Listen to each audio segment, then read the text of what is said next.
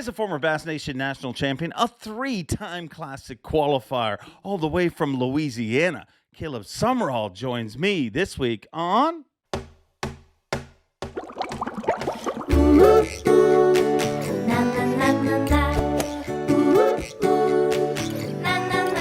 I'm Bob Cobb from the Bassmaster. Welcome to Mercer. Welcome one, welcome all, friends, family, freeloaders, fishing freaks. Welcome to the Awkwardly Honest Fishing Podcast that goes by my last name, which is Mercer. Thank you, and happy hump day to each and every one of you. This week's guest, just an all-round good guy. And that's the one thing, one of the best comments that you guys ever give on this show, and I see it show after show, and it is the biggest compliment ever. And it's like, hey man, I got to learn so much about that angler or this person. Never knew they did this, never knew did that. And that's what makes the Elite Series so incredible as it is. And not just the Elite Series where I work, but competitive fishing in general. It's just amazing people that chasing a dream. And some of those people have dreamed of this dream since they were little kids. Some of those people started dreaming as adults. Some of those people achieved this dream and started making this dream out of necessity. And this week's guest is exactly that. Caleb Sumrall, a former Bass Nation national champion, and we talk about that being the working man's route to the Bassmaster Classic, to the Elite Series and all that stuff. There's been so many amazing anglers come from the Bass Nation circles in the past. But he was not the working man. He was literally the exact opposite. In the process of getting to the Bass Nation national champion, basically lost his job and had one choice, and that was to win. And lo and behold, he did it. And qualified for the Bassmaster Classic, qualified for the Bassmaster Elite Series, and now he is a 5-year Bassmaster Elite Series pro that literally last year was in the top 10 for Angler of the Year. This year, just a little outside of the Classic. But when you see an angler, when their bad years are just right there on that Classic cut, you know things are going very, very good for an angler. So, not only a good dude, not only a good angler, but a great guest. And let's get him up live right now, all the way from Louisiana, the one and only Caleb Sumrall.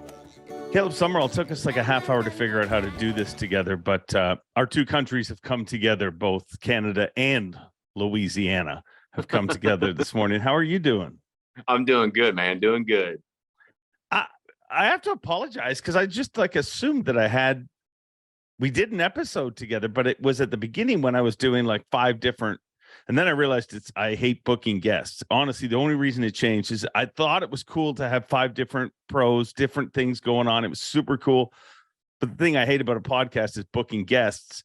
So I didn't want to do the 5 guests a week. So we're having you on your very own show this time around. Man. Appreciate it. Thank you.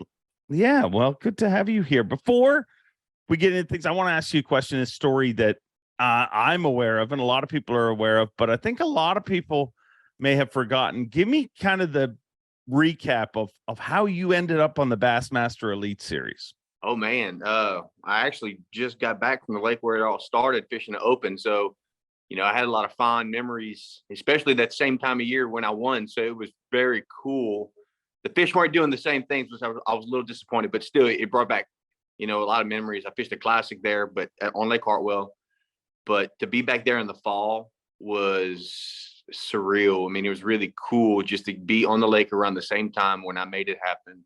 And I worked in the oil field for, right out of high school, busted my tail, lost my job after 12 and a half years and qualified through the nation championship to fish the Bass Nation National Championship on Lake Hartwell.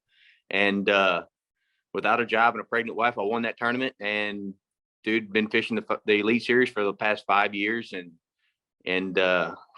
it's been a whirlwind of lessons learned, the new friendships, and I wouldn't trade it for the world. Do you think you'd be doing this if you hadn't have lost your job? Like, is this one of those classic stories of bad luck being good luck at if you could see how it all works out in the end? Absolutely, dude. I honestly would have been an idiot to give up the job and security that I had to come to do this bass tournament stuff. I mean, everybody. I had this conversation 10 times a year with people, and they tell me, "Man, you're living the dream. You're living the dream." I said, "Look, I don't take it for granted what I do, but I don't know if the stress level versus the all field versus tournament fishing is any less. It's there's so many more uncertainties. I had very, very strong, what I thought was very strong job security in the all field. It was just one of them years where it just took a dip, and my name came across the board. All that happened, really. Well, I mean, I think it all worked out the way it's meant to be. How long did it take you? Was this a master plan? Like once the situation laid in front of you, or is it literally just live and see life by the seat of your pants and you ended up here? Or, when did the thought of being Elite Series Pro start in your head? When did that thought start? When I started doing the math in my head on the weigh in at day 3, when I heard that the leader had 1 bass and I had a limit, and oh crap, I could have a job after today. And this tournament was all in, dude. It was it was second place. I get to fish the Classic, which I was in second place going into the first day, the last day, with like a 3-pound deficit. And it was okay, just go make that Classic and we'll figure it out from there. The aspirations to be an Elite Series angler, the dream was there, dude. I was fishing a few opens. I think I fished one of the divisions of the opens before that, maybe even fished the Northern just to kind of dip my feet in it, just to kind of go see what up north was about. But it was never, I honestly don't know what I would have done if I were really caught them and got to where I needed to be to take that invite. So those thoughts didn't happen until like 10 minutes before I was crowned, dude. It was crazy. I couldn't even talk. It was just like, it was crazy. Was it just emotion? Is that, oh you yeah, couldn't, just so much coming at you at once, I guess. It was so much. Like, you got to realize, dude, even second place, I didn't have a job. Like my boat was going to have to get sold. I was going to have to not have a boat. I was going to get to fish the Classic. That was the goal. Just get to that Classic, fish your Classic, and then start over, and then figure out how you can get a good job going again, get some security going, and then get back into that tournament angling part of doing it. Because, when I did this, I didn't have any sponsorship connections. I didn't have, John Cruz had me on his bomb squad, and he helped me out a lot. He gave me a bunch of advice in the beginning, but I never really had a financial support or a bunch of contacts of people that when I did make it, I could start calling people doing this.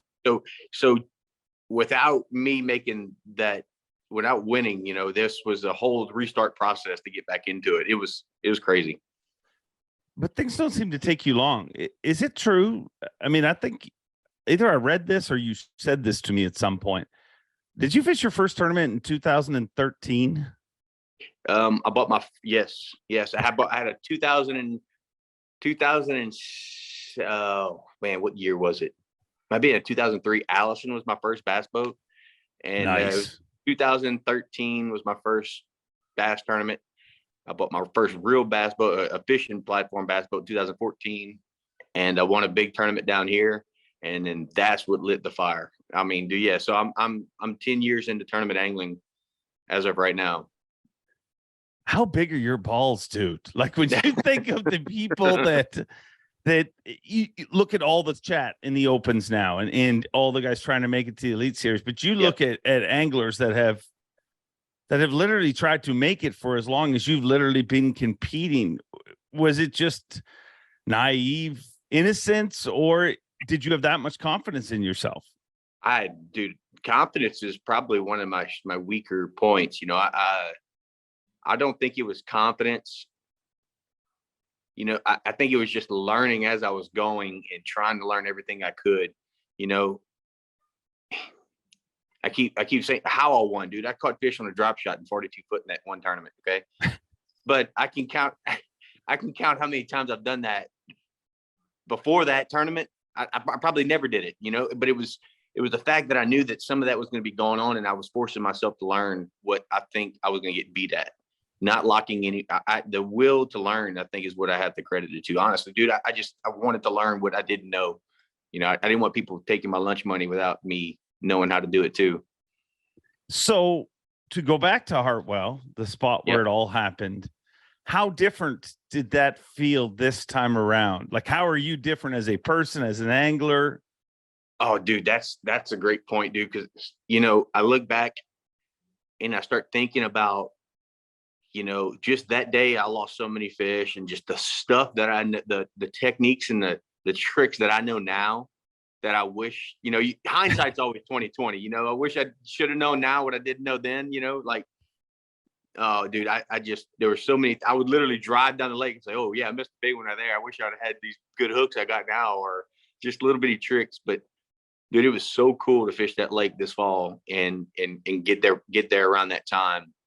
I mean, dude, it was just surreal. The lake was turning over. The fish weren't schooling like they were when I won, but it was still cool to be there around that time.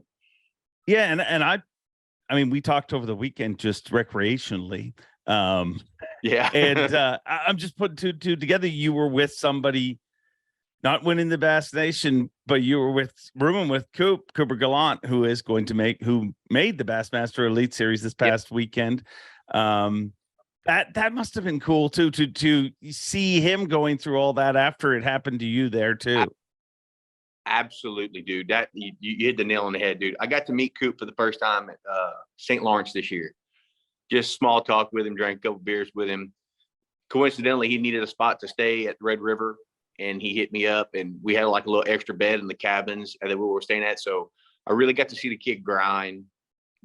Earned a lot of respect for him, just talking to him, having some beers with him after the day, and you know, just watching him get up and work all day.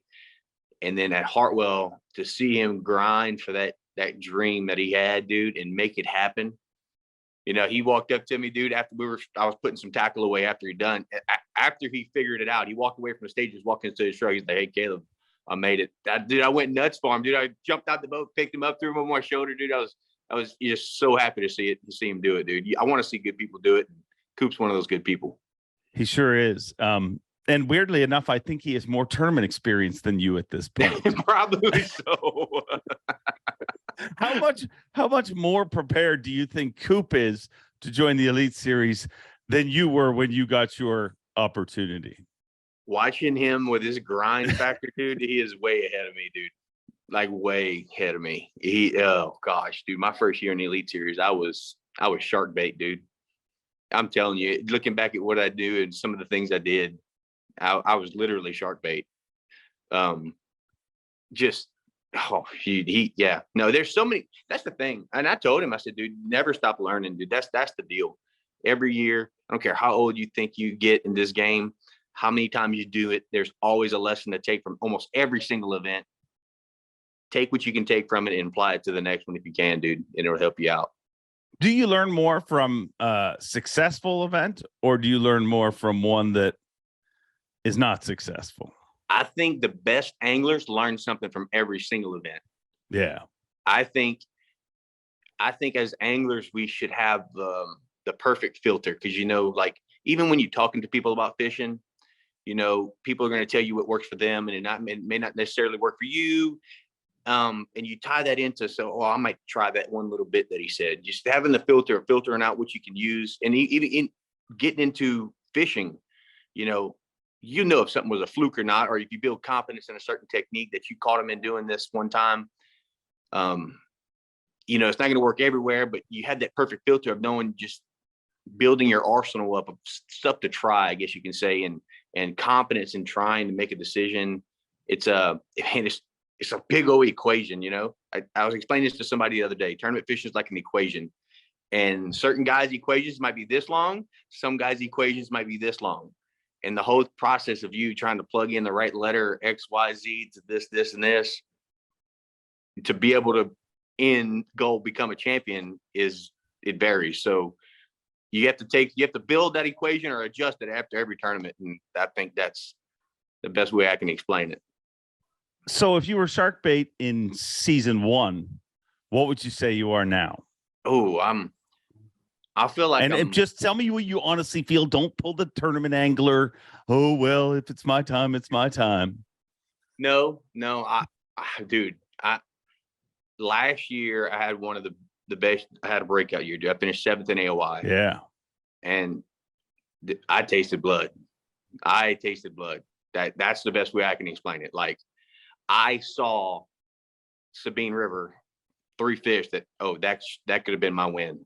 I had the bites to do it. Now everybody loses fish, right? I'm not going to sit here and tell that story, but I thought to myself, holy crap, I can win one of these. It almost felt like my first year I was competing to compete. But as I'm going on, I don't want to sit there and tell you, yeah, when my time comes, I'm out to take all these guys lunch money. So I want to do it. My confidence is growing a little bit. Especially, when we go to new places. I really love going to new places where I don't feel like there's a lot of preconceived notions. I can go by the fly, and I always seem to do well when I can just go and run around and fish the moment and do good. If I can ever teach myself to stop getting locked in the stuff and practice and put that equation together, I feel like I can do a lot better. Well, and even if you look at this season, you finished outside of the classic cut, but literally just a couple of points. I mean, you're probably going to, when it's all done, first or second person out of the classic, I guess, where it's all going to shake up. So even from that, you have to take some solace, and the goal didn't get accomplished, but man, you were right there, and it's literally almost less than a fish. Like, to gain 2 points, it's nothing. Like, it is one of your fish puked on the way back to weigh-in one day, and that's the reason you're not in the classic.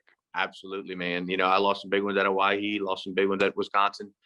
Just part of the equation, dude. That's people lose fish. The guys above me, guys below me. It just, when I had a bad one this year, I had a bad one. And you listen to Swindle talk about the bad ones and how you gotta let them go and not let it rest on your shoulders, because that'll affect how you fish the rest of the year and stuff like that. That really hits hard, because you cannot let a bad event. And there's sometimes, dude, there's nothing you can do. Just, it's like nothing can go right. But this year, when I had a bad one, I had a bad one. When I had a decent one, I had a decent one. Didn't top 10 anything.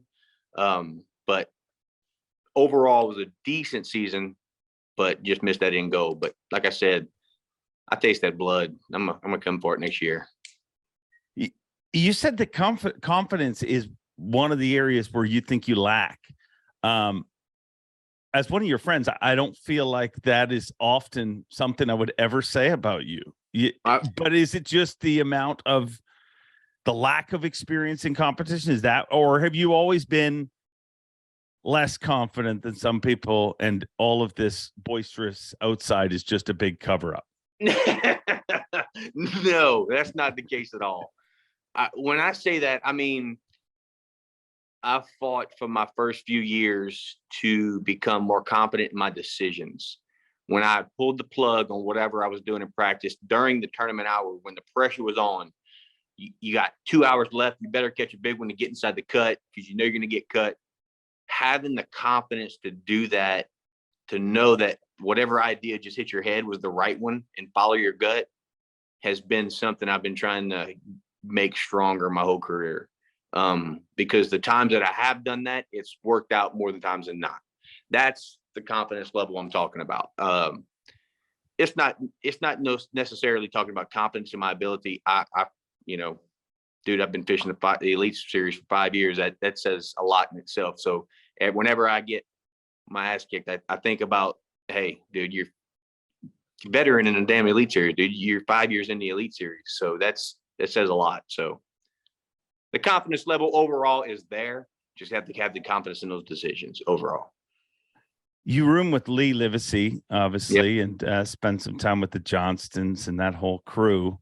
Is that a good crew for your confidence, or a bad crew for your confidence? I mean, that's a tough crew to roll with.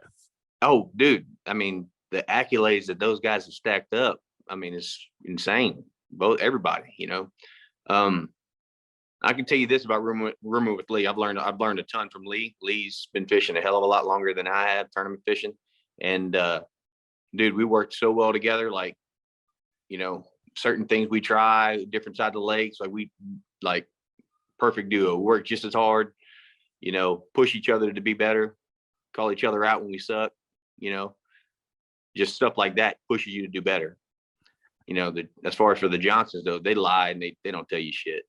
They do lie, don't they? They lie so bad. Oh, they love to lie. They're so good at it. Dude, Lee specifically, and I've said it here a bunch of times, it amazes me, and I don't know if this is just in my head, but I look at what he's accomplished in such a short period of time. Yep. On the Elite Series at Bass. I mean, he's 4 wins now, 2 century belts. I'm amazed that more people aren't freaking out about what he's accomplished. Do you feel that way? Is it like his laid back kind of Texas approach that maybe has some people writing him under the radar? Because I just feel like with that many wins in such a short period of time and the way he's won, man, there should be a lot more people talking about Lee Livesey. Absolutely. The dude's dangerous. I mean, he'll blast off with 4 rods on his deck, and I'm a guy that has to have 4 rods on each side. So it goes to the confidence deal that I was talking about. He knows that, he don't get tied up with, whether or not this crankbait got purple in it or not. He's like, they're going to eat this one. And that when he ties that bitch on in practice or during the tournament, he'll throw it and he's either going to catch him on it or he won't. He's not sitting there really messing with. It's all about, we talk about it all the time. It's whether or not you feel it. You have to feel it. You have to feel the confidence level in whatever you're doing. And dude, he has it, dude. He's a damn beast. Which tournament in your time competing were you the most confident? Were you like, man, this is lining up for me? Gunnersville, 2019. Yeah. When I was 4th and I was catching and punching. Punching is my bread and butter, dude. If I can lock a big weight in my hand and flip, that was the one that I want back. Even the last year, the Sabine River tournament, that one was, grinder, tough on the South Coast. Like, you catch you 9 pounds a day, you're going to be doing good type of tournament. That's the tournaments that are, if you get 5 to 7 bites a day, those are my tournaments. That's the ones that I look forward to every time we go to one. I do not like Slugfest. Slugfest, you got your few hammers that are gonna be out on top, and I feel like the rest of us are like, it's like you put us all in a Yahtzee cup and you shake us up and spit us out. I want the toughest tournament possible, dude. I want 5 bites a day. You better put them in the boat. That's my tournaments. Yahtzee. Are you good at Yahtzee? I mean, I don't think anybody's good at Yahtzee. It's got to be total luck, right? Like checkers. I have to give you the opportunity because Lee did talk about it. I mean, it was quite a while ago, but if you haven't seen that show, go back to the Lee Livesey show. And he says that he beats you like 40 times in a row or something like that. Well, is the truth somewhere in the middle, or is he telling the truth? It was a weak moment. I kind of let him win and kind of give the upper advantage. Really? Might have had a few beers involved. So you think you were too drunk to play checkers? I didn't know there was such a thing as too drunk. But I mean, it's not really a thinking man's game, is it? No, apparently it's not. Yeah, he did beat me. He did beat me a bunch. Yeah. Do you guys compete at all, like all the time? Every single thing. Every single thing. It does not matter what it is. There's a competition involved. Is that something that exists in the entire elites? Absolutely. I feel like it does. We're competitors. We're competitors. And if you're not, then you're not in this for the long haul. You have to have that bloodthirsty, I'm going to take your lunch money mentality. We can be buddies. We can drink some beer. I'll help you out if you break down this, that, and the other. But when it's go time, it's go time. And that doesn't matter just bass fishing. If we start a game of skee ball, it's going to be competition. Like, who do you think the most competitive person on the Elite Series is? Ooh, Most competitive. It's pretty hard to argue with Brandon's done. Brandon's pretty competitive. But I will tell you this. I have watched Corey Johnson just be your buddy, and then when he gets in the boat before blast off, it's like stone cold face. Don't even want to look at you. I was like, hey, dude, you got any more than baits? And he's like, won't even look at you. Type of shut it off, you know? Yeah. Yeah. Why do you think he hasn't won? Ooh. It's hard to answer because you haven't either, so you also can't get in trouble. We've talked about why he might have or may not have won. It's you know, he says he'll get it done one day. We'll just have to wait and see. He'll get another shot at Clayton next year. Yeah, and dude, I feel like he's been so close. I mean, if it wasn't for his brother, everybody'd be talking about how great Corey Johnson's Elite Series career is, but he's got that freaking brother, but he's had that other than a few years of his life. He's had that his whole life. I mean, I'm surprised that he has not stabbed his brother in the eye with a fork by this point, because Chris is just an incredible. They're both incredible competitors, but the more pressure's on Corey, because if Coop wins one before Corey, I mean, could you imagine that? It won't be pretty. No, they're stout, dude. You got to give it to them. They're great. I've always tripped out on how those guys can come from way up there down south and catch them well. Yeah, I've always thought about that, and I'm like, damn, you know, even in Florida, it's like Canada must fish a lot like Florida or something. I don't know. It does. When where they live, I mean, the chain of lakes that they live on, and that's one of the biggest things I think, you know. And I didn't even realize it when I growing up here. I did not realize that. You just think, oh, wow, you got all these different. And honestly, the only thing this part of Ontario doesn't have for anglers to kind of train on is tidal waters. Other than that, I mean, we have grass fisheries, we have rock fisheries, we have deep, shallow, like everything. We have rivers. So they're just as comfortable largemouth fishing as they are smallmouth fishing. Yep. So it's pretty amazing. But I didn't even realize that until I started traveling with the elites. You know what I mean? I didn't realize that till I went to a place, you know, like Oklahoma. I always use that example, and I'm like, there's no grass here. What do you mean? Like it's rock. You know what I mean? Like it just shocks you that it is as versatile as it is here. And I think just growing up here, I think we just don't think it is. But when you really look at it, I mean, they're pretty skilled in a lot of ways. And if you look at state-wise, outside of smallmouth tournaments, anglers from Canada do best in Florida events. Like, and not just them. Like the first Canadian ever to make the Bassmaster Classic is the late Hank Gibson, and he top 3'd the St. John's River. You know, so there's so many. There's a lot of history, but I mean, the lakes that we live on are just like mini Okeechobees, you know what I mean? And then there's the rock lakes that have got a ton of smallmouth. And so, yeah, it's a pretty good training ground. And they've also put in a lot of time. Yep. You know what I mean? Like really. And you have too. Dude, I don't think you get credit. You and Lee don't get credit enough for the amount of time you've put in rounding out your game. Was that just through not catching them that you're like, man, I need to figure out this? No, absolutely. Like I told you earlier, dude, if I'm getting beat by any one thing, I don't sleep well, dude. I have to go figure it out. Like, you know, it used to be when side scan and down scan really got keyed in, and, you know, me and a buddy were on Toledo Bend and there was hay grass, and we would punch and flip all June, and we'd always place in a tournament, but we never win.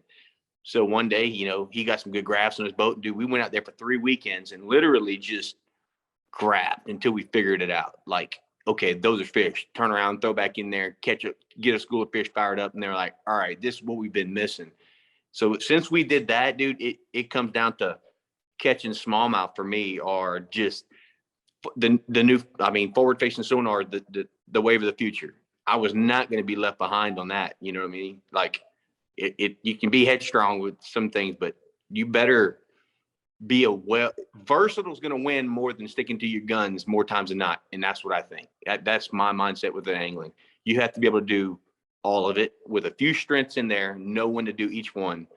So versatility over, like, you get what I'm trying to say? Yeah. That's what I feel like. What do you think the future of forward-facing sonar is? Where does it go from here? That's a very good question. I thought about that a bunch, honestly. I don't think it's going to go anywhere. And I know some people say they'd rather see it gone. That there's that whole controversy topic about that, but more people than not, are stuck on it. I honestly feel like it is changing the way lakes fish. I feel like there's a bunch of fish that don't get the break that they used to. Yeah. And that's just part of fishing, though. That's a good topic, dude. The way I like to fish, shallow power fishing. Oh, hang on.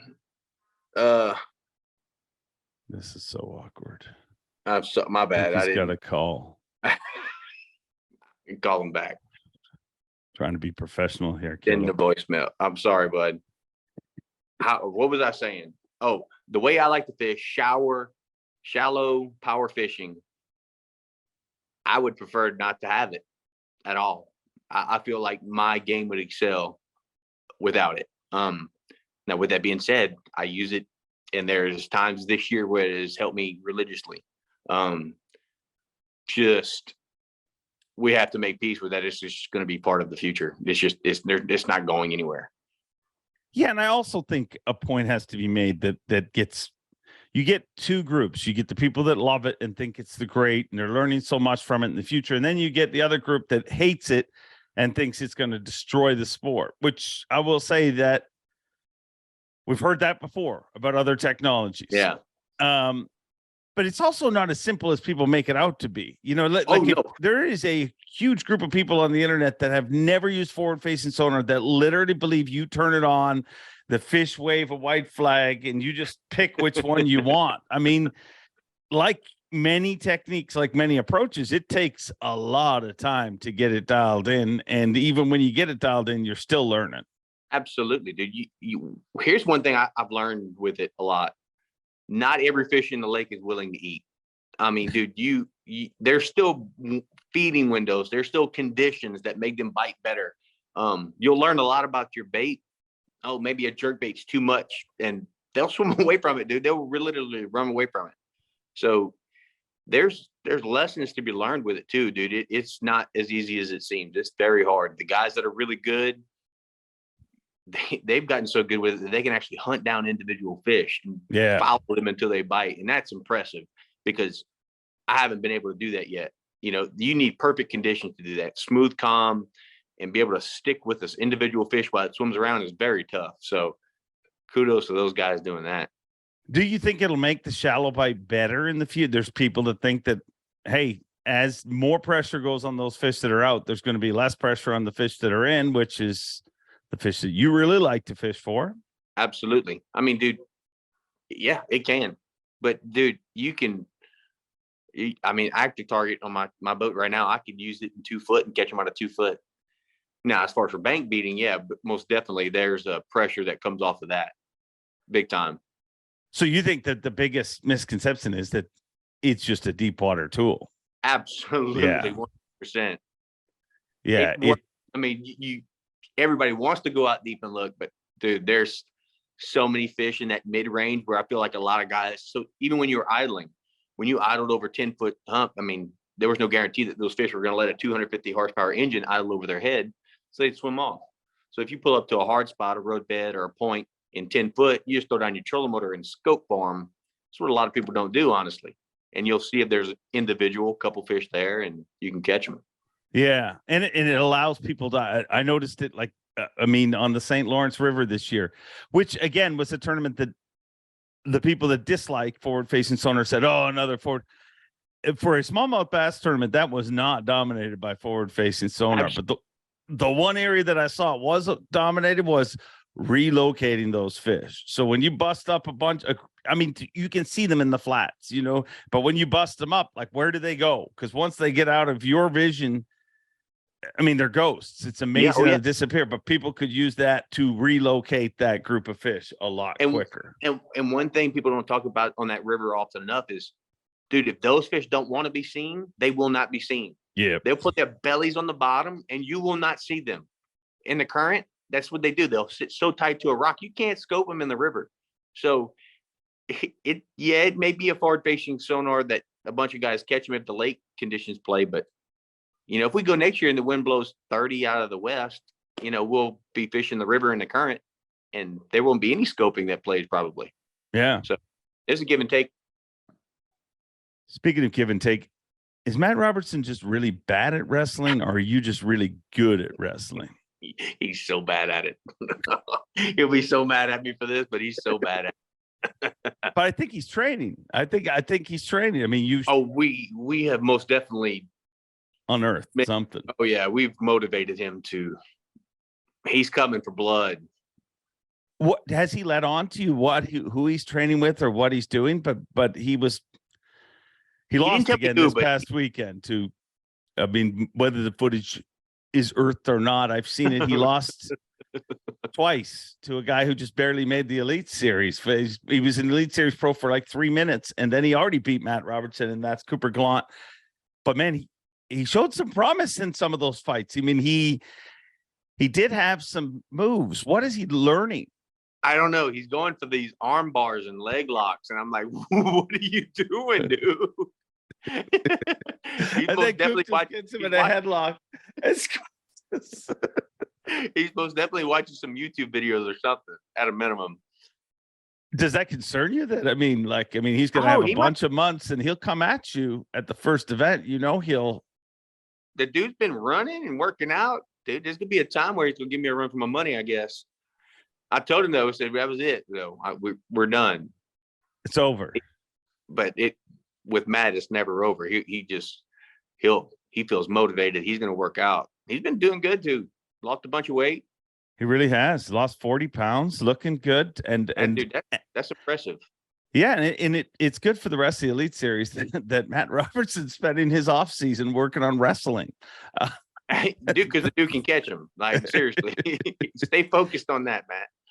Yeah, he can catch him, man. And I think people take some of that shtick and some of the jokes and stuff for granted. Like, they think, oh, Matt's just a show pony. But man, I mean, if he's proven one thing, he's proven he can catch him. Not just he made it through the weekend series to begin with, and now he's made 2 classics through the Elite Series, and this year in contention for Angler of the Year. You want to talk about confidence? That dude has confidence, a confidence level nobody on the Elite Series has ever had. Like, really? Nobody. You want to talk about confidence? That dude's got confidence. Well, I mean, he did walk in a room with a top hat and a fur coat. The very first. Were you in that classic? Was that the Ray Roberts Classic? I don't remember. I shouldn't ask the question, but I just remember when he walked into the room, like the amount of confidence that he oozed walking in with a fur coat. And I'm like, this dude qualified through the weekend series and he's confident enough to do this. What's the most confident thing you've ever seen him do while I plug in my computer because it's about to go dead? Oh man, the most confident thing I've ever seen him done. I mean, coming after me 3 times after I've already beat him out in 3 seconds. He'll get up from a loss in wrestling and be like, I'm gonna kick your ass next time. Yeah, he's one of the only dudes I know that gets up from being choked out and says, well, you didn't choke me out. I mean, I didn't lose. I never went to sleep. Exactly. Point proven. How did the wrestling thing start with him?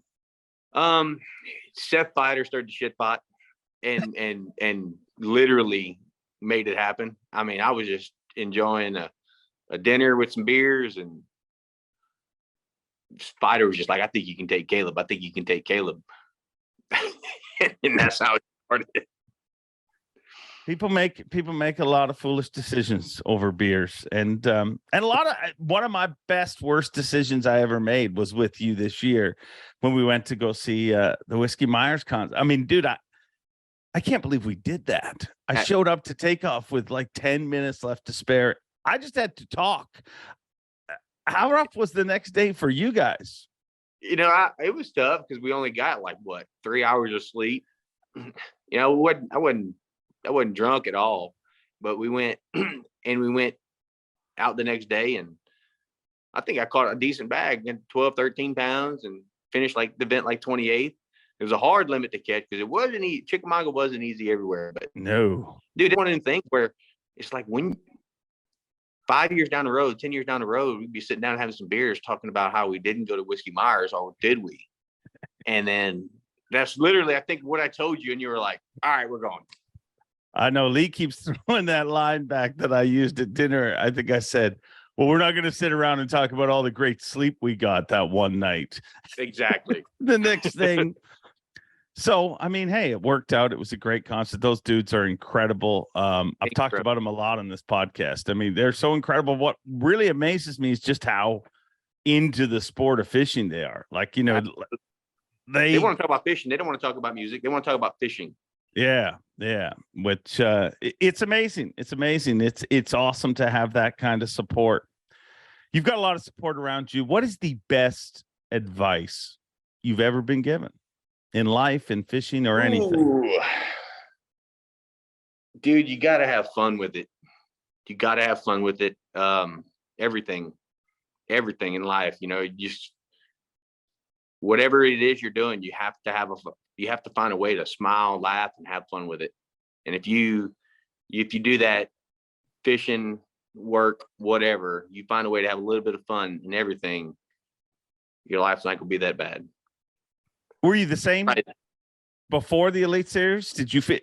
Because I can just imagine people listening as well. I'd be having a lot of fun too if I was fishing the Elite Series. Were you the same when you were working in the oil field? Dude, all of my employees, we always worked and laughed. We always found a way to laugh. That was one of the things that we did to deal with the 14 to 16-hour days, the hot ass days, the sweat, and that's what we did. Dude, we all had little jokes. I mean, dude, when I started, we used to, oh gosh, the jokes we used to play. They used to throw firecrackers in the bathroom when you were in there just to scare the crap out of you. I mean, just little bitty shop antics that taught me that, honestly, dude. I mean, the group of guys I was working with, we had to have some type of laugh to get us through the day. And it was most definitely a mentality back then too. Is that like a Louisiana thing? Because I'm just like, as you said that, I'm thinking, and I'm like, everybody, I mean, anybody who spends any time in Louisiana knows they are some of the finest people on earth, you know, accommodating, welcoming. But man, they're always laughing. Like when I really think about everything that people in Louisiana have been through for generations. Yep. But I'm trying to think of like somebody, they're always, you know, like a pretty upbeat, happy, you know, Absolutely, jokey type group of people. Absolutely, dude. You ever want to see what Louisiana's about? You go to a LSU tailgate game or just any type of little drinking function, dude. There's gonna be more laughs and fights every single time, dude. Everybody loves just to laugh out here, dude. It's hospitality at its best. Yeah, I've never been to that, but I was at Cliff Crochet's wedding, which was almost the exact same size. Imagine what you got into there. Yeah. Well, okay, I was emceeing an event in West Monroe. So it's like 5 hours to Pierre apart from there. Far at all. Just down the road. So I said, so I'm leaving the event and I've got permission to go. I'm going to take a day off and I'm going to go to my buddies because they had asked me and I already told Cliff I was going to the wedding. So I said, well, I'll MC that event, but I need to take this day off. So I called Cliff and I'm like, how do I get there? But give me your address so I can put in GPS. He just put in Pierre Pot. And I'm like, what do you mean put in Pierre? Just put in Pierre Pot. So I put it in. I'm driving for 5 hours and I'm thinking, what is this idiot? He's like, so as I get like an hour away, we talk again. And I said, well, where do I need to go? You'll see it. And I said, well, dude, I mean, I'm going to be there right before it starts. So I don't want to be wasting any time. Don't worry. You see it. So I go into Pierre Part and there's like a convenience store. And I'm like, well, that's not it. And I didn't drive very far, but then I saw every freaking car for In miles and Pierre miles to come. And he was right. I did see it, and I didn't need an address, but same kind of people, so welcoming. So, you know what I mean? Like, it's just a celebration of life, really. Like, I mean, I hate that using that term because people use that for funerals nowadays. But that's not what I mean. It's just people.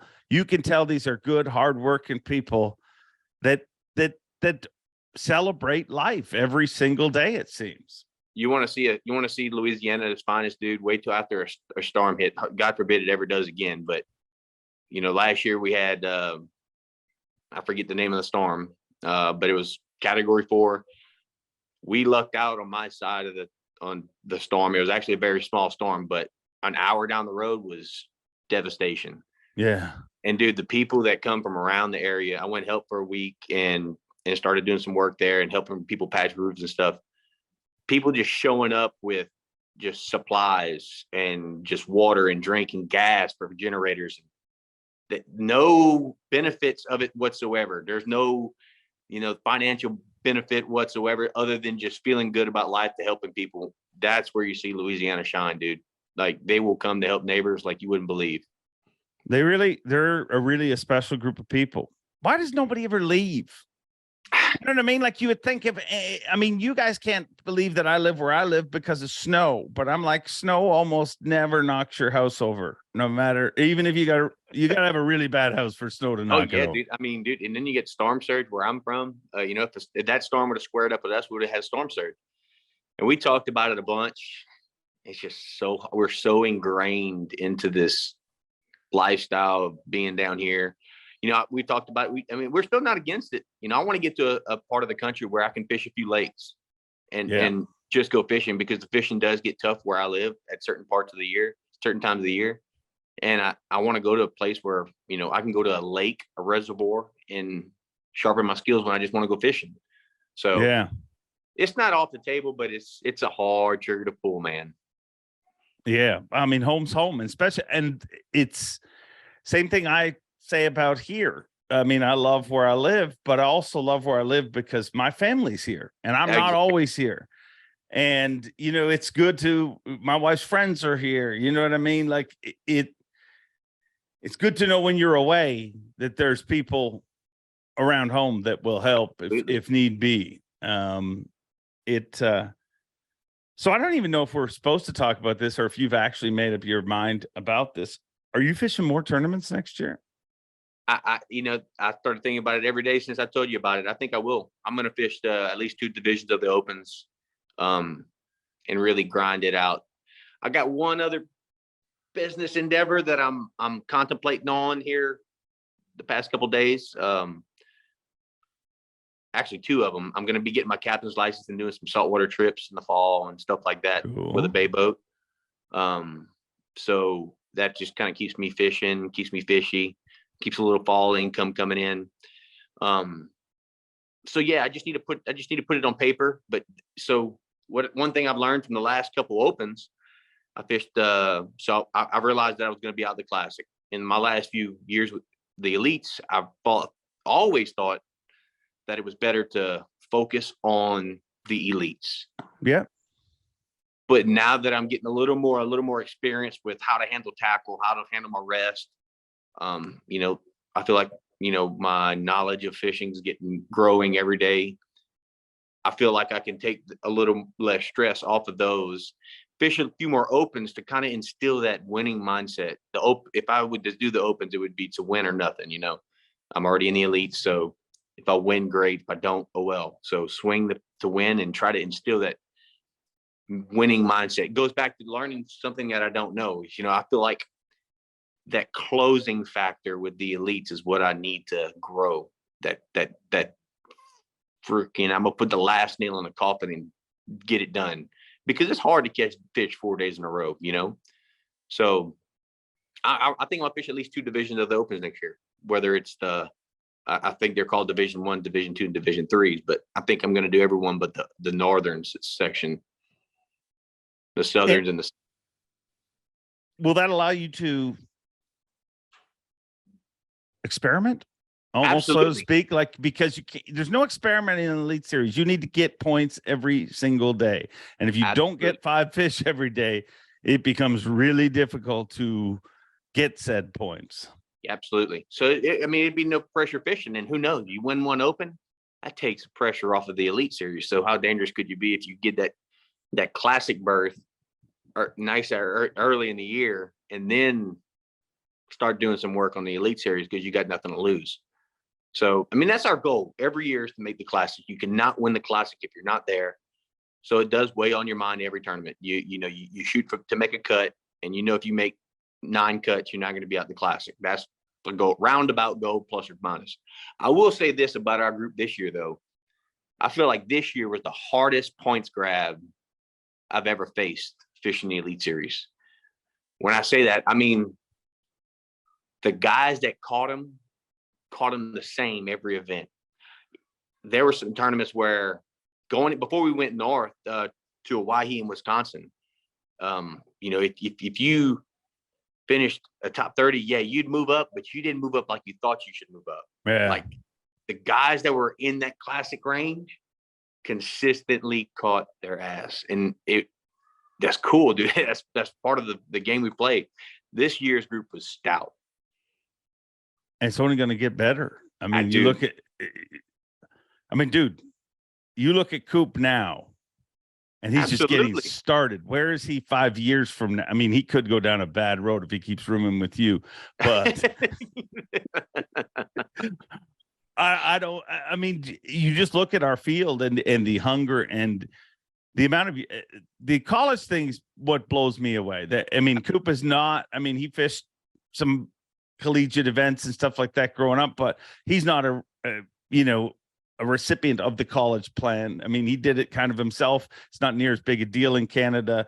Not college, collegiate fishing. We do have colleges and universities and all that sort of stuff, and houses without igloos. But I just look at all those anglers that are coming, and it's just like, man, like Cody Huff was not it's amazing that he didn't win Rookie of the Year. You know what I mean? That shows how insane what Jay Shakuric did was.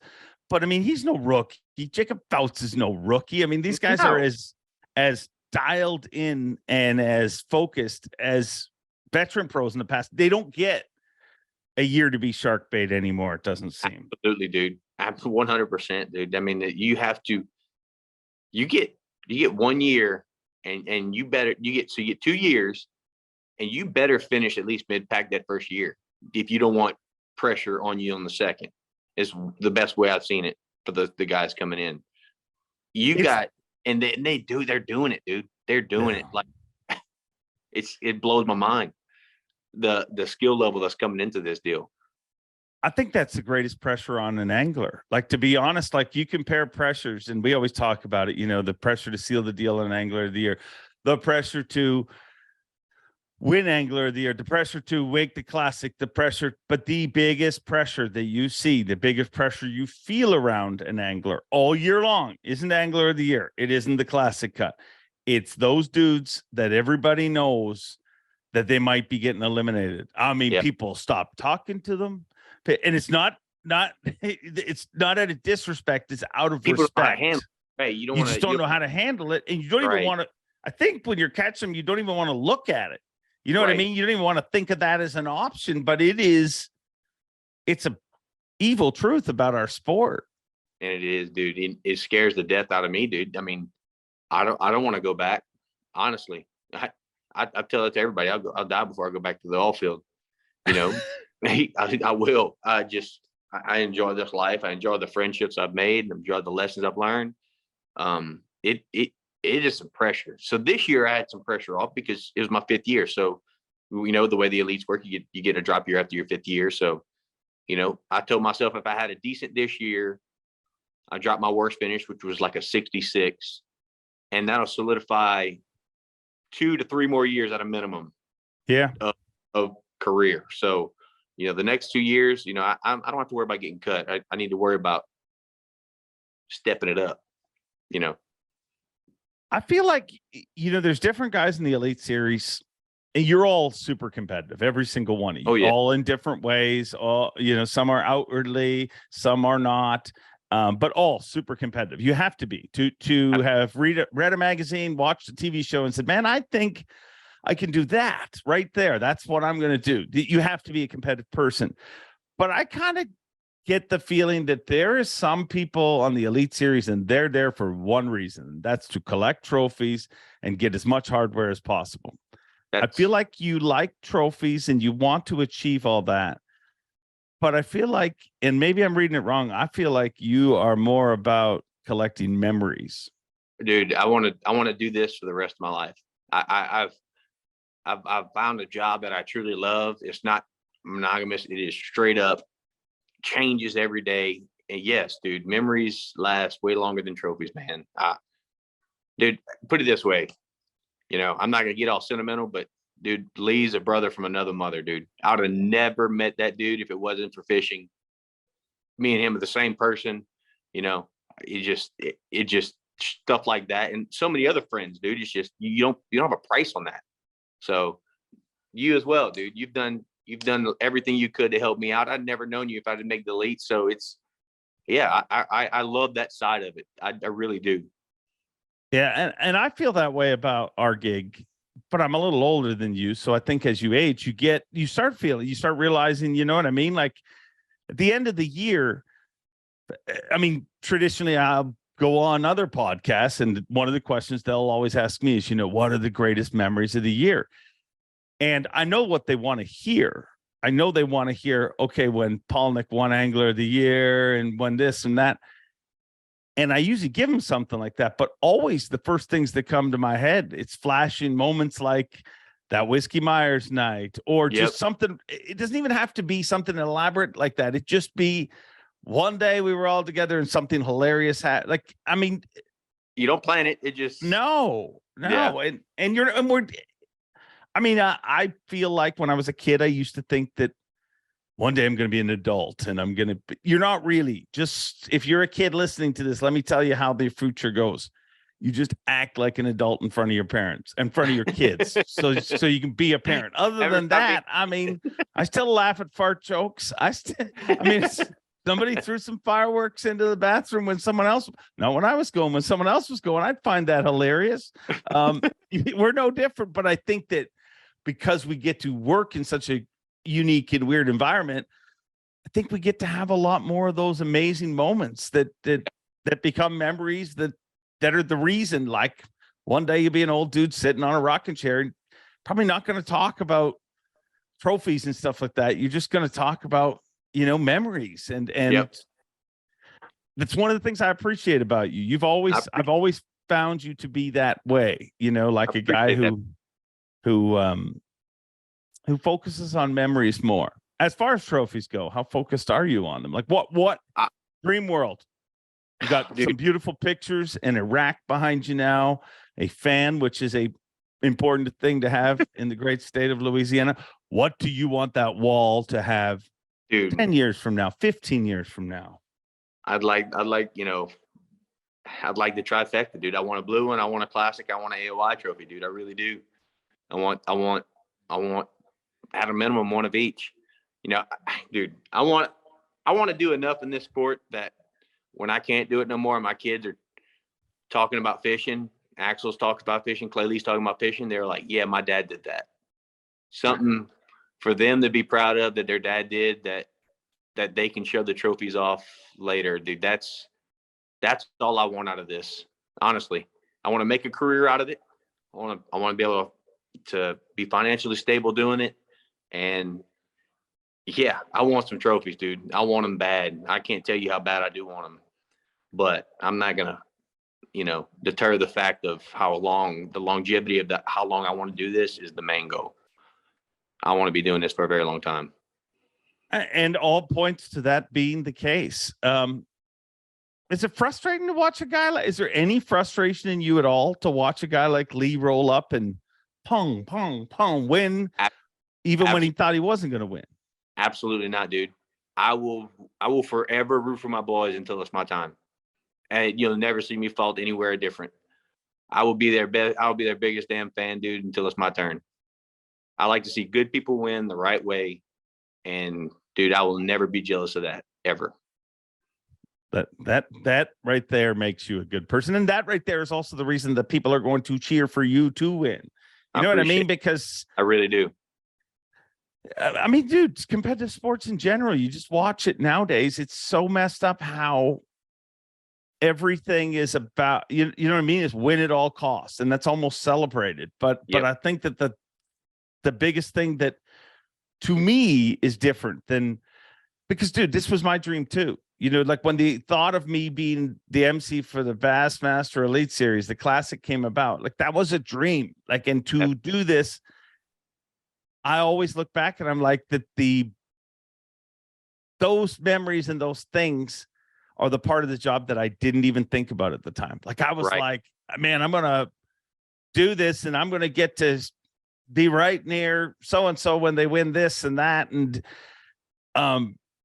just be prepared. You're going to get an ugly cry if I ever do it. It's going to be nasty. Yeah, I bet you ball. I will. I guarantee I will. There ain't no manly man stuff when I win one. It's going to be ugly crying. Well, I'd rather have that. I'd rather have that than Jay Shakurik. I mean, I didn't know whether he won or not. I mean, he said one time in his victory, he's like, I may get emotional here in a moment. And that's the closest to emotional he got. Do you think that's an advantage to somebody that's able to be like that than somebody who is clearly emotional like you are? They tried to pay him $1,000 to look at Corey and say there's a new king on the St. Lawrence River, but he wouldn't do it. Matt Robertson and Lee Livingston tried to pay him to say that. He wouldn't do it. Wow. Corey got upset enough that he said, you've been beating up on my guys long enough at the Sturgeon Bay tournament. I had to come down here and take one from you. I would have loved it if he had said there's a new king. I mean, it's been awesome. Oh, but I mean, he didn't say it with his words, but Corey, if you're listening, there is. I mean, he weighed more than you, and it's no different than boxing. I mean, he's got the title right now.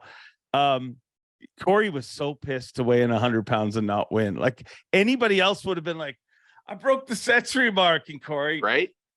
I mean, I'm sure he's happy about that, but not so happy to be immediately the second biggest weight ever weighed in. That goes into that freaking closing mindset, dude. You're never satisfied with the results, no matter how good they are, until you get your goal. That's that mindset. If you were in his shoes, would you have taken the $1,000 and looked at Corey straight in the eye and told him there's a new king? Absolutely. Yes. Absolutely. It's $1,000. I don't care how much you make the rest of your life, Jay Shakurik. That's $1,000 you're never going to make again. And that $1,000 came from Matt Robertson and Lee, which just makes it even better. Absolutely. And it would come at the expense of one of their good friends, Corey.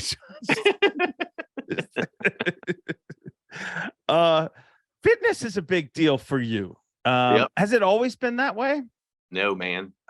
Dude, I come out of I worked, like I said, when I worked in the oil field, I was had a very physical job for the first 7-8 years. And then I moved into the office later, got into management, and I lost that athletic ability that I've always had. And then when I started fishing after my first year, I realized that, hey, this wasn't feasible. This ain't going to be sustainable if I'm going to be standing on the front of the boat for 14 hours a day, sometimes 3 weeks in a row. Yeah. So I started the running thing, started running a lot, and really got into the running deal a lot. I really liked the running. It really helped me meditate. And here this past year, just started doing a lot more lifting, just kind of brought my body weight back up. Don't know if I like the heavier body weight so much. I feel like it weighs on my ankles a little bit more during the day. So I think next year I'm going to focus on setting a couple goals of trying to find that perfect balance between running and lifting. I think that'll be the perfect Caleb equation for fishing. I just like the way it feels. I recover faster after an event. Like I said, when I'm running, it's like a meditation, dude. I think about all the things I have to do when I get home to load the boat. Got to tie this on, got to tighten this up. It's just a perfect meditation to get started for an event. I really do like it. Which you'd never take normally. Like, I mean, it's easy to sit. If you stop to try and think of those things, it doesn't happen. But when you're running, it's There's nobody bothering you. Your mind's wandering all over the place. And it's one of the biggest things that I miss about running. And it's one of the reasons that I definitely need to and want to get back into all that kind of stuff. Yeah. I heard you say that at the end of the season. That's where I was going, because I remember at the end of the season, you said that, I think, to Cruz. You were like, this lifting thing isn't working for me. I need to get back to running. Is it really that simple? Is it just like does your fitness affect you that much, do you think? I mean, I guess the answer is yes. I will tell you this, dude. I became a lot stronger this year, and whether or not that changed the way how hard I sit the hook on a couple fish and lost a couple fish this year, I don't know. I don't. It's just part of figuring out that equation. I caught the snot out of him when I was running. I finished top 10 in AOI. My confidence level was so good. I just feel like that perfect. I need to have that meditation of running mixed back into it. That's so, yeah. I mean, talking to Cruz is another fitness dude. He loves that, and he's probably one of the ones that I started looking at that doing that, and I said, well, maybe I should start trying to do that too. So yeah, dude, I think I just would like to change it up and constantly trying to figure out what I can do to catch them better, dude. Whatever it takes, like whatever it takes. So when does the tournament start for you? Like, we've got a tournament 1 month from today. Is your prep already started, or are you a few weeks away? So I got Rayburn coming up. So I'll look at Rayburn like an elite event. I'm going to go do 1 day of practice tomorrow. I'll probably leave my boat there. We're going to come back. Whiskey Myers is playing next to the house. So I'm going to do that for a couple of days. But we're going to, a tournament starts for me. I wish I could pre-fish a few more events. It's such a financial burden to go pre-fish. I feel like this year I could probably start doing that to a couple events. I've never been a pre-fish guy. I really like to put my boat in. I'll do some map study, circle a few areas to start and practice like a day or two before. Of course, I do my research on, what baits they might bite, do some YouTube videos, research and stuff like that. But look at what's been taking the win tournaments before I get there. But after those first few spots that I kind of wave on, like I probably start practice, it's all by feel after that. And that's how I like to fish my events is no preconceived notions. I told this to somebody the other day. I make a Sportsman's Outfitters order almost before every tournament. Preconceived notions of, oh man, I need some of this, I need some more of this, I need that. 9 times out of 10, you don't use crap out of what that order that you placed. It blows my mind, unless you're going to St. Lawrence and you need drop shot baits or drop shot weights where you're going to need that stuff. But so preconceived notions is a tournament starts for me a couple of days before practice starts. Yeah, not only do you not use half that crap, you always end up catching them on the one thing that you hardly have any of. It seems like it's like the fish can tell. Absolutely. I have what's called fear of missing out with that stuff. If I get on a flipping bite, I'll have 5 different flipping sticks out. You'll never see me with the other Caleb. We're total opposites. Caleb will have a jig and a spinnerbait on his front deck. I'll have 3 different jigs and 4 different spinnerbaits. Just a fear of missing out if I pop one off, or just look at Lee. Lee won Ross Barnett. He went to Ross Barnett with 1 pack of lizards. You do not go to Ross Barnett pre-spawn without lizards. That's a cardinal sin. Like, they eat June bug lizards on that lake. It's been known for the past 10 years. He goes there with 1 pack of them, catches 26 pounds or whatever he catches, goes into day 2, has 3 left in the pack, starts bumming around until he finds some lizards. I said, dude, I wouldn't have been able to think like that. I drove 2 hours to go get a pack of lizards down the road. But that's also part of what makes Lee.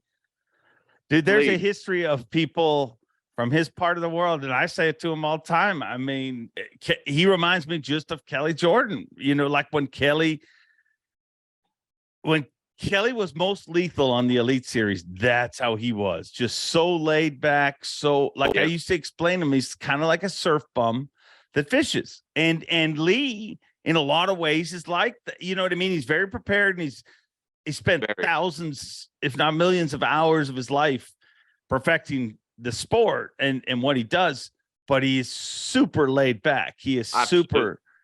So I asked you that, and then we got off on a bet thing. Do you think somebody that's laid back like that, or a Jay Security, an emotional person, do you think they have an advantage over somebody like yourself that is clearly emotional? Absolutely, dude. I'm my own worst enemy half the time, dude. You look at Jordan Lee, laid back, don't care, won everything. I mean, dude, you look at so many guys that are just laid back. I mean, Caleb Kupal freaking caught 3 30-pound bags in one tournament, dude. That should be a trophy in itself. Didn't win, but that's impressive.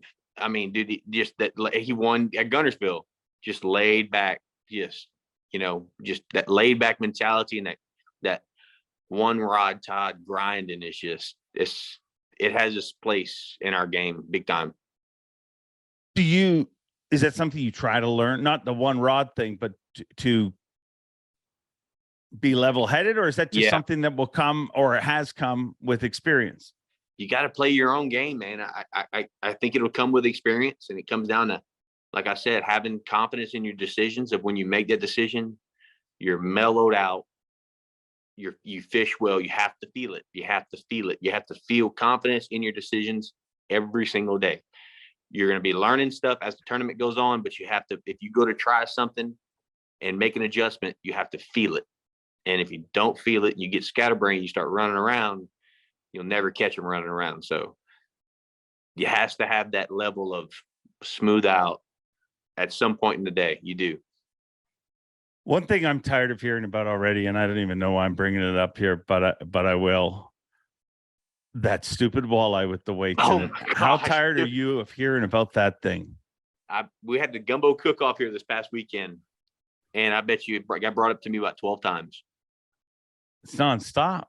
It's nonstop. The dudes would have won no matter what. How dumb are they?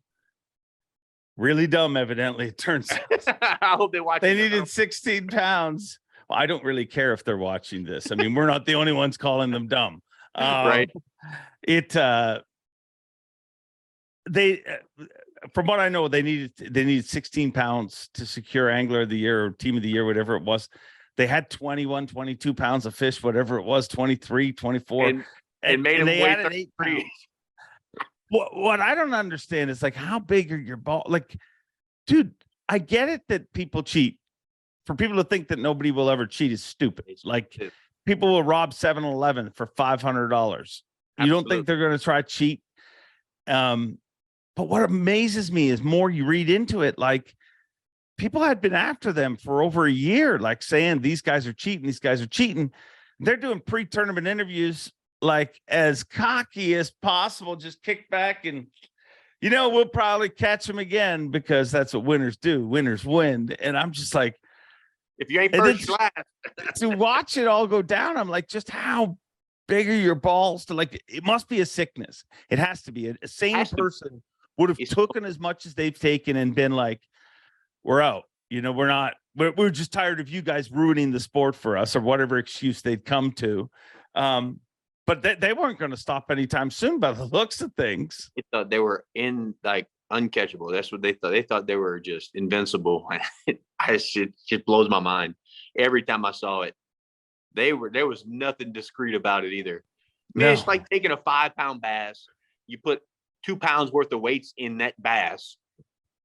You know the difference between a 5 and 7-pound bass.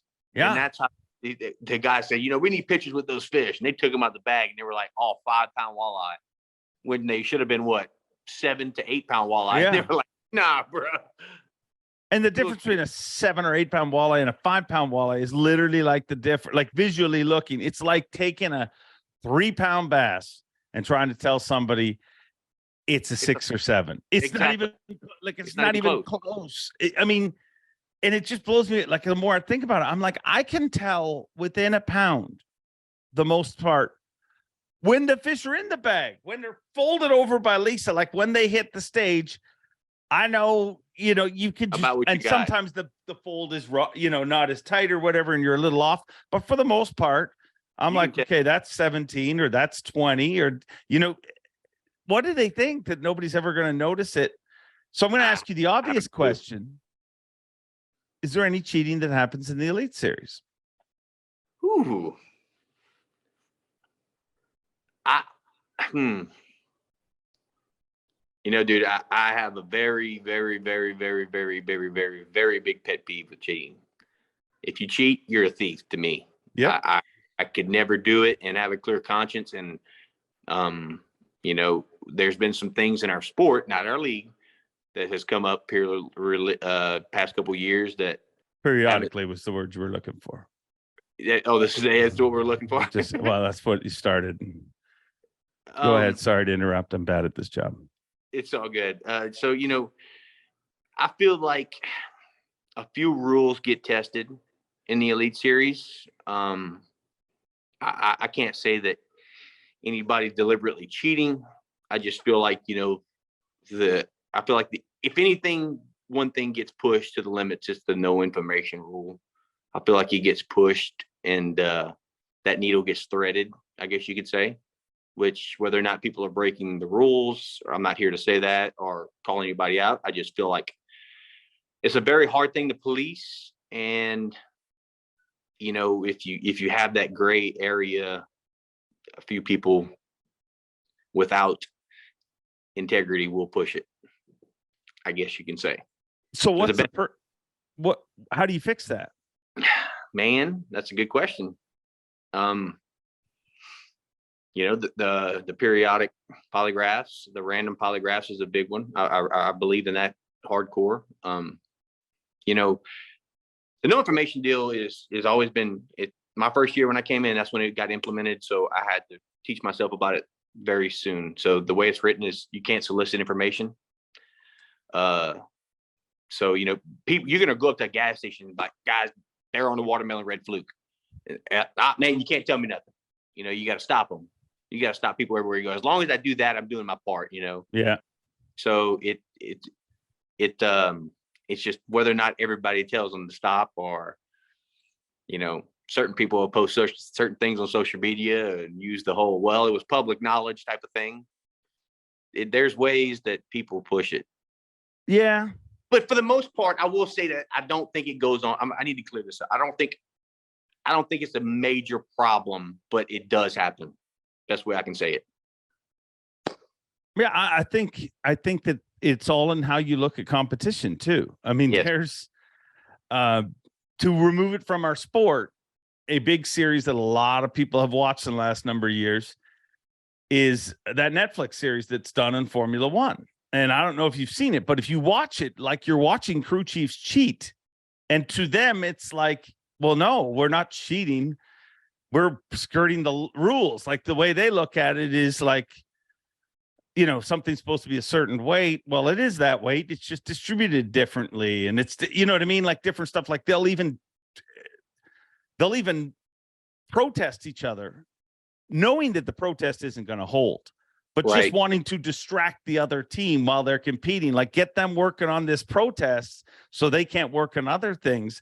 And you watch that, I'm like, if any of this happened in fishing, people would be going absolutely nuts. Like it's funny how sports are different that way. I mean, the other thing that's modern is everybody's freaking out about that Tua hit. And it was scary to watch. As a big right. NFL fan, it was scary to watch. I'm also a big MMA fan. That exact thing is celebrated. Like you watch somebody get knocked out, helmet. And if they stiff out like that, everybody's like, ESPN is playing it over and over again. Everybody, it's a highlight. But when it happens in football, because there's a bunch of movies about it, everybody's like, whoa, this is different. It's weird how there's different rules, but I think our sport tries to keep to the highest standard. And I would go in line to say there's nobody cheating. I mean, yeah, there might be some rules, stuff like that. You know, does somebody speed through a fast zone? I'm sure they do. People stuff also, people also don't fully stop at a stop sign sometimes. That doesn't make them the same as a dude who, you know, run somebody over to hit and run or whatever. All of it's wrong, but I just think when you get to the Elite Series level, you're so scrutinized. You're so like, it'd be so hard to get away with anything. Absolutely. And there's no Go way ahead. you can put fish.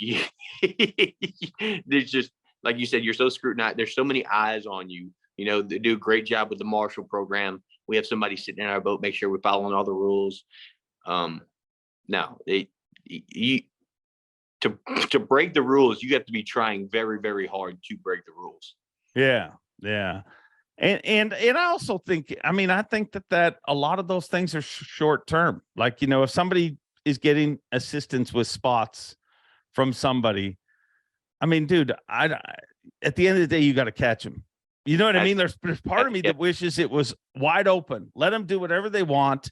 And I still think the same people are going to win. Like the majority, it doesn't matter what the rule is, because I'm pretty good buddies with KVD. He could literally give me his graph with all his waypoints. I still would not accomplish the crap that Kevin Van Dam's accomplished.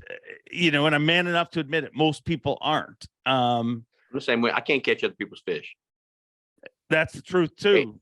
It goes back to talking about that filter thing, like listen to what people have to say. Like even if it's other anglers talking about how they're catching them in practice, you have to be able to filter through that to know that if this guy's on the one deal and he's I know he's not lying to me, he's willing to tell me to help me. But if it's not my main deal, I can't do it. I better not do it. I better go fish for my fish. It's a big deal. And you can't take the confidence of an area of an approach from somebody's word. The person that has that spot, created that spot, they got that confidence through days and weeks of catching them that way. And it doesn't matter. You couldn't give them that confidence. You know what I mean? Like you need to fish your own way. And it just seems over and over again. That's proven, like the biggest mistake anybody makes when they first come to the Elite Series is listening to Doc Talk and trying to fish like other people. Did that ever happen to you? Oh, yes, dude. Oh, yes. And, it came down to, I want to say it came down to like listening to the Doc Talk. We passed the rules how you can't look on social media to see how people are catching them. I love that. Love that rule that we came out with that deal. But how do you do that? Like, exactly. I know that rule, but like, dude, like if I don't watch a fight one night and I don't want to find out who won it by scrolling through my phone or whatever, or I don't watch an episode of some show or whatever that me and my wife were into, I find that out from spoiler alerts. How do you do you just not go on social media through a tournament? If you see Bass Nation post during the tournament, you just got to keep scrolling. It's pretty easy. It's pretty easy. But I get it though. So if you're on a pre-spawn tournament and you were to watch one guy catching one off the bed, and it's on the bed because he got a big old white craw hanging out of his mouth when he does catch it. You're like, oh, I seen this guy in that creek. It must mean they're on beds in that creek. So the second day of the tournament, I was to go in there and fish for beds, it'd be really messed up. You know what I mean? Just cutting it. So I like that rule. It's very difficult to do, but it's a good rule. Yeah, I don't know how guys don't do it, but I get it. I think it is the right rule, but it still doesn't change it, because if you lead on day one, there's going to be more people in your spot, whether it's right, wrong, or indifferent. And they'll say they were in a different boat position or whatever. But let's say bring it to day three.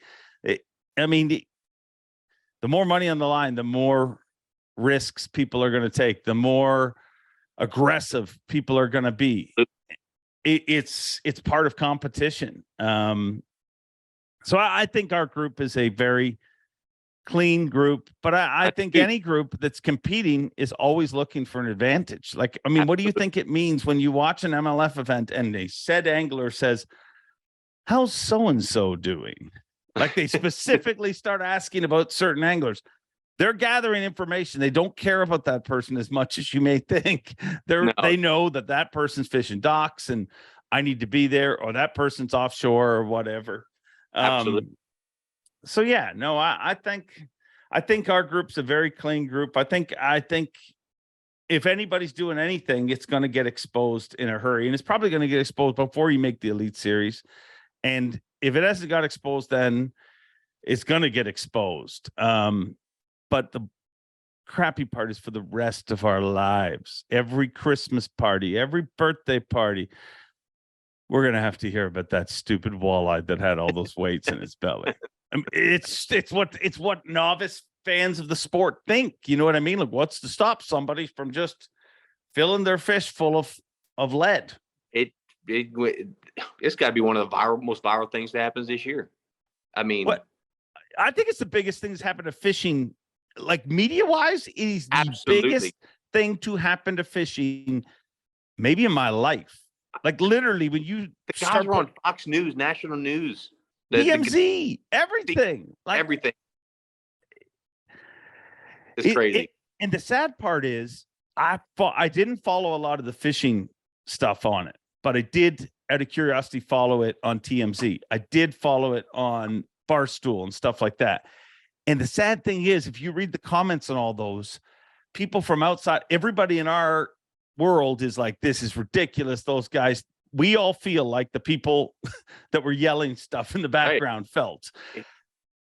But dude, outside of here, you know, there was a bunch of people, like somebody commented on one of the Barstool tweets, and they commented, they better get fined to the full extent of whatever. And then people just started shredding that. But what are they going to get fined for putting lead in a fish? What is it? Like, they make it seem like it's small, but I mean, it's one of the most blatant, gross approaches to cheating ever.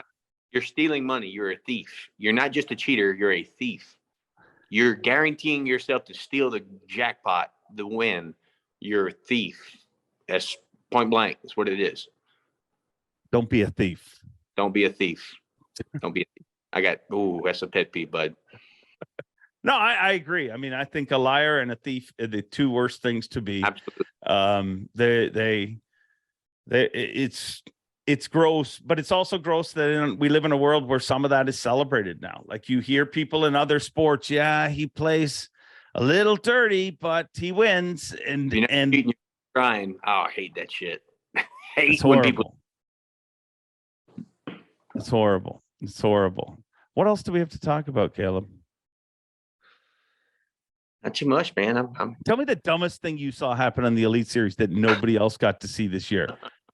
Oh, shit. Oh, man, the dumbest Because our real conversations involve a whole lot less of this walleye deal and more about, did you hear what so-and-so did? Look at I don't think I have any one thing on stories. I hate to be boring, but I don't think I have any one thing on deck. Oh, you candy ass. You told me you would tell everything, and now he's not telling anything. But all right, well, I'm probably going to have some other people on this show in the future, and I'll make sure they tell me stuff about you then. Might have to. Your face is getting redder by the second, Caleb. Dude, you are a great person, a great friend, a great angler, and a great asset to the Bassmaster Elite Series. Man, and it means a lot. I thank you for everything, but most of all, I thank you for your friendship and usually your honesty. I appreciate you, brother. Okay, time, we're done recording now. Now tell me some stuff. No, we're not really done. I see the recording on the top left. Damn, he's smarter than I thought. Bob Cobb, take it away. Thanks for watching. Please like, comment, and subscribe, because Bob Cobb of the Bassmasters told you to. You hear?